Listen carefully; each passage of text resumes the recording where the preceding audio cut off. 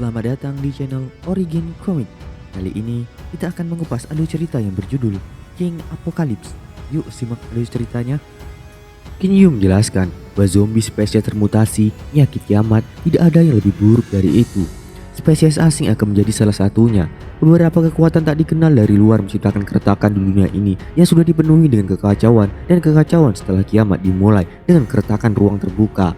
Para penyerbu masuk ke dunia ini satu demi satu. Penjajah ini adalah spesies alien. Keretakan ruang membawa banyak jenis monster. Walaupun mereka berbeda dalam banyak bentuk dan ras, mereka memiliki sifat yang sama. Mereka menganggap manusia sebagai musuh dan tidak menginginkan apapun kecuali membunuh mereka. Mengapa mereka muncul? Bagaimana mereka terkait dengan kiamat? Kita tidak memiliki petunjuk.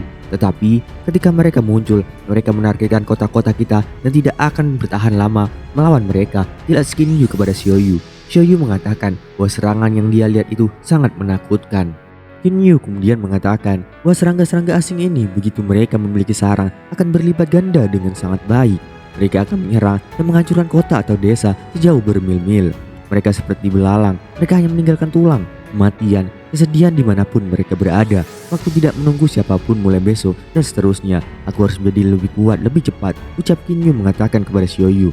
Mendengar penjelasan dari kakaknya, Xiaoyu menyebutkan bahwa dia akan ikut dengan kakaknya. Mendengar permintaan adiknya, Kinyu setuju karena bagi Xiaoyu saatnya dia belajar bagaimana beradaptasi untuk hidup dalam kiamat. 2 hari kemudian, mereka sedang melakukan perburuan kembali melawan para zombie. Xiaoyu yang melihat kakaknya berhasil mengalahkan para zombie sangat gembira dan menyebutkan bahwa kakaknya begitu mengagumkan. Kinyu yang melawan zombie itu merasakan bahwa zombie telah menjadi lebih kuat. Setelah berhasil mengalahkan zombie itu, Kinyu kemudian memotong badannya untuk mengambil batu evolusi yang berada di dalamnya. Setelah membukanya, kemudian dia menariknya dan mendapatkan salah satu batu evolusi yang berkualitas tinggi. Dia kemudian menduplikasinya menjadi 2 dan meminta Xiaoyu untuk memakan batu evolusi. Kinyu yang melihat adiknya memakan batu evolusi menanyakan, di samping 2 ini ada total 10. Jadi bagaimana perasaanmu sekarang? Tanya Kinyu. Xiaoyu menyebutkan bahwa dia telah merasakannya. Kinyu langsung penasaran dan memintanya untuk memberitahu apa yang dia rasakan. Xiaoyu mengatakan bahwa dia merasa bisa mengalahkan seekor banteng hanya dengan 1 pukulan. Tapi Kinyu menjelaskan bahwa manusia bermutasi, kemampuan dan reaksi fisikmu lebih cepat daripada orang normal. Melanjutkan perasaan itu, kamu harus membentuk kemampuan spesial secepatnya, jelas Kinyu.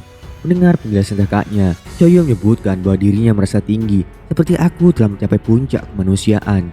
Jika begitu, maka aku pikir ada sesuatu yang terbentuk di dalam diriku. Jenisnya belum jelas, aku punya perasaan kalau aku bisa memperkuat sesuatu, ucap Xiaoyu kepada kakaknya. Mendengar hal itu, Xiaoyu menyebutkan bahwa itu bisa jadi adalah pengerasan. Xiaoyu bingung tentang pengerasan, kemudian dia mengambil batu bata dan membelahnya menjadi 2 bagian. Kinyu menjelaskan, jika itu penguatan, maka itu hebat.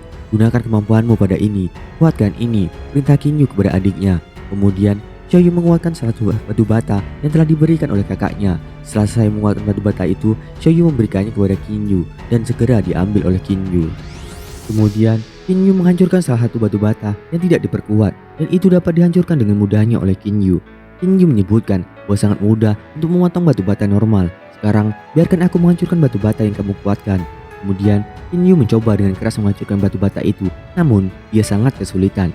Xiaoyu yang berada di belakangnya menyemangati kakaknya. Kakak, kamu bisa melakukannya. Kinyu kesal karena itu sedikit keras potongan batu bata itu.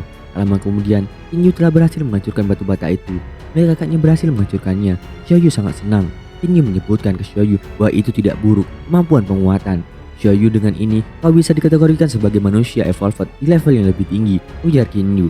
Xiaoyu senang, dia menanyakan, sungguh aku sekuat itu? Kemudian Kinyu memintanya untuk menerapkan kemampuan penguatan miliknya untuk memperkuat tubuhnya sebagai bahan uji coba.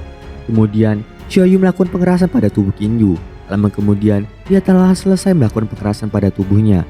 Melihat tubuhnya semakin kuat, Kinyu kemudian mencobanya dan berlari ke arah gedung yang berada di depannya. Dengan kekuatan penuhnya, dia kemudian meninju gedung itu dan berhasil menghancurkannya. Akibat serangannya yang telah diperkuat oleh Xiaoyu. Xiaoyu yang melihat kakaknya berhasil menghancurkan tembok gedung itu mengatakan bahwa dia sekarang jauh lebih kuat. Kinyu yang telah berhasil menghancurkan dinding gedung memuji kekuatan dari Xiaoyu. Xiaoyu, kemampuan penguatanmu sekuat itu, ujar Kinyu memuji Xiaoyu. Setelah Xiaoyu membangkitkan kekuatannya itu, dia meminta ke depannya jika Kinyu pergi, dia meminta untuk diajak berburu juga. Kinyu menyetujuinya. Mulai besok dan seterusnya, aku Kinyu akan mengajarimu teknik bertarung. Terlihat, Shoyu dan Kinyu sedang berdiri. Dia melihat ada zombie yang sedang berjalan. Kinyu kemudian meminta Shoyu untuk pergi dan mengalahkan zombie itu. Pertama, gunakan kemampuanmu untuk memperkuat diri dan senjatamu. Lalu perlahan, melangkah dari belakang dan seranglah. Aku akan melihatmu dari belakang, jadi jangan gugup, ucap Kinyu kepada Shoyu. Kinyu kemudian maju dan mengejar zombie itu dari belakangnya. Dia mengatakan kepada dirinya sendiri untuk jangan gugup. Dia kemudian mengangkat tombak besinya, tapi zombie itu langsung berbalik ke arahnya. Shoyu yang melihatnya akan diserang, dia kemudian menghindarinya. Zombie itu dengan semangat melakukan serangan kembali kepada Shoyu. Shoyu yang melihat serangan kembali dari zombie itu, dia langsung melakukan pukulan cukup keras dengan tombak besinya di kepala zombinya. Dan dengan berteriak, dia berhasil menaiknya dan kemudian memukulnya dengan sangat kuat beberapa kali. Kemudian Kinyu menghentikannya dan mengatakan bahwa itu sudah cukup. Dengan begitu lelahnya, akhirnya Shoyu merasa lega karena dia berhasil menang mengalahkan salah satu zombie. Kinyu menilai Shoyu meski dia tegang, kekuatan dan teknik dari Shoyu dieksekusi dengan baik secara keseluruhan dan itu tidak buruk. Jika kau memukulnya lagi, mungkin aku tidak akan bisa mendapatkan material evolusi darinya.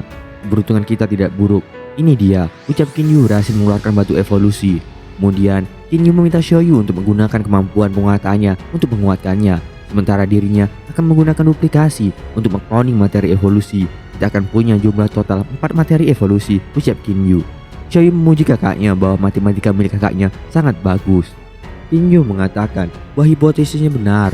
Meski dengan satu duplikasi, efek penguatan tetap hampir 2 kali lebih kuat. Ini luar biasa, jelas Kinyu. Kemudian Shoyu menyebutkan kepada kakaknya bahwa dia merasa jika dirinya terus memakannya, dirinya mungkin akan membangkitkan kekuatan baru, ucap Shoyu. Kinyu yang mendengarnya sangat terkejut. Kinyu kemudian memikirkan bahwa Shoyu tidak cuma tidak takut bukan hujan darah, juga memiliki keinginan aneh terhadap materi evolusi. Aku tidak tahu apakah ini baik atau tidak. Bagaimana Shoyu akan berkembang di masa depan, pikir Kinyu. Kemudian mereka berdua yang sedang berdiri mendengar suara tembakan. Kinyu mengajak Shoyu untuk melihatnya juga. Dia menyuruh Shoyu untuk mendekat di belakangnya dan menemukan tempat sebagai perlindungan dan bersiap bersembunyi kapanpun, ucapnya kepada Shoyu. Kinyu berpikir, jika mereka menjahat, aku akan menghancurkannya dan mengambil persediaannya. Pikir Kinyu terhadap orang yang akan melakukan tembakan tersebut. Pihak terlihat para zombie mengepung para tentara yang sedang membawa senjata api itu. Dia menembakkan senjatanya kepada para zombie untuk dapat membunuhnya. Salah satu anggotanya mengatakan, "Pemimpin pasukan, mari kita paksa membuka jalan untuk mundur." Gerombolan zombie ini tidak bisa ditangani hanya dengan beberapa tembakan. Xiaozang, tidakkah kamu mengerti? Petinggi tidak menyukai pemimpin pasukan kita. Itu sebabnya kita dikirim untuk mengembalikan Jenderal Li. Kita akan berada di tangan yang baik jika misi ini tercapai. Tetapi jika kita gagal akan ada hukuman. Hukuman lebih baik daripada kehilangan nyawaku di sini. Jadi mangsa zombie. Aku mulai kehabisan peluru. Ya pemimpin pasukan. Bahkan jika kita mengalahkan gerombolan zombie ini, masih akan ada banyak lagi yang akan datang. Misi ini sangat mustahil. Bahkan Anda luar biasa, namun Anda ditahan oleh skema licik seseorang. Jika Anda bertanya kepada saya, lebih baik bagi kita untuk mencari sendiri atau menemukan tempat lain yang dapat diandalkan untuk kembali.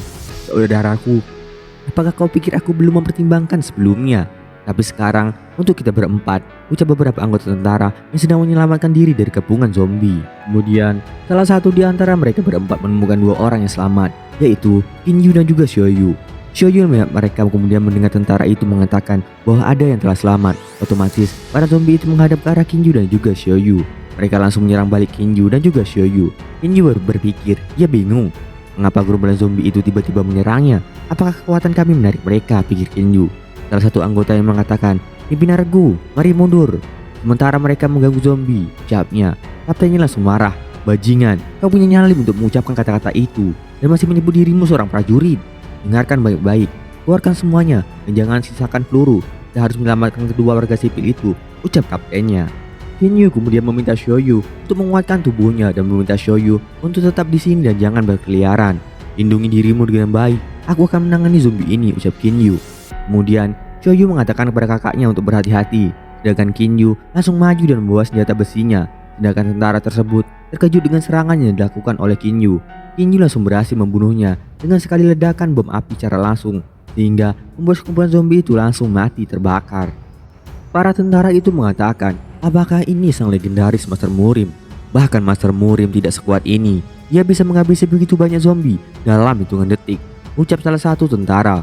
Terlihat zombie itu telah mati akibat serangan yang dilakukan oleh Kinyu. Mereka kemudian saling berhadapan. Pemimpin pasukan mengatakan, "Halo, kami adalah tim pencari dan penyelamatan. Aku pemimpin pasukan Lin Feng," ucapnya. Lin Feng menanyakan, "Kau, apakah Master Murim? Bahaya yang kami alami saat ini. Terima kasih telah membantu kami," ucapnya kepada Qin Yu. Qin Yu berpikir, Master Murim berbeda pada tingkatan kemampuan manusia yang paling tinggi dalam hal kekuatan dan juga teknik. Keterampilan mereka berada di luar kemampuan manusia normal. Mereka dapat mengembangkan diri mereka lebih jauh dari kita manusia. Kegigihan mereka juga tidak manusiawi. Mereka bahkan bukan manusia evolved, dan mereka masih bisa bertarung setara melawan zombie. Di antara mereka yang memiliki keterampilan mengagukan bahkan untuk manusia evolved. Ini membantu mereka untuk mengkompensasi kekurangan bentuk manusia mereka, pikir Qin Yu. Qin Yu mengatakan bahwa dia bukanlah Master Murim. Lin Feng memberikan penawaran, "Saudara, keterampilan Anda tidak buruk. Bagaimana kalau bergabung dengan kami di ketentaraan? Anda bisa menjadi terkenal di masa depan," tawar Lin Feng. Qin Yu menyebutkan bahwa dia bukan orang yang bisa menjaga disiplin dan menegakkan peraturan. "Mari lupakan tentara. Tapi terima kasih atas niat baik Anda," ucap Qin Yu. Lin Feng mengatakan, "Sangat disayangkan karena Anda tidak mau.